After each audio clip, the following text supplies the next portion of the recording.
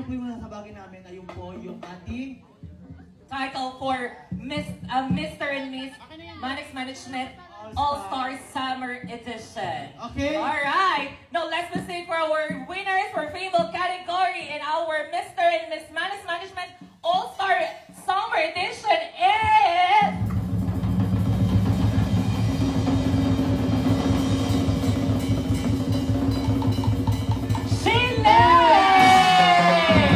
And our first runner-up is Tika Navarro. So much, girls.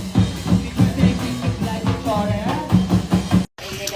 Grabe guys, unexpected talaga yung nangyari. Kasi ba naman, di ko naman akalain na ako yung mananalo. Kasi nga, grabe yung mga kalaban ko. Atake, yung mga costume nila, yung swimsuit nila, puro palaban. Grabe, nagulat ako pagdating ng Victoria's Secret.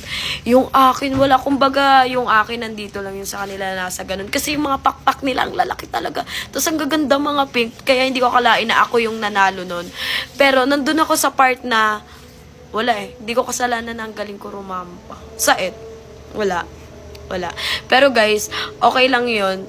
Manalo o matalo, ang tandaan natin, at least marami tayong napasayang tao, may experience tayong naranasan, di ba? Hindi naman importante lagi yung panalo na yan eh.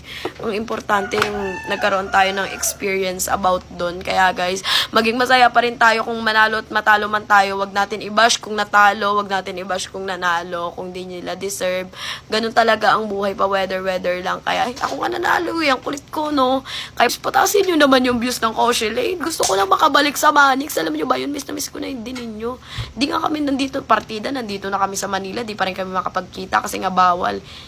Parang magagalit si sir eh. Ganun eh. Kasi bawal magkita yung Koshi Lane. Lagot kami kay sir. Kaya yun, alam nyo yun, gawin yung 1M. Gaya ng views namin dati, 24 hours, 1M agad.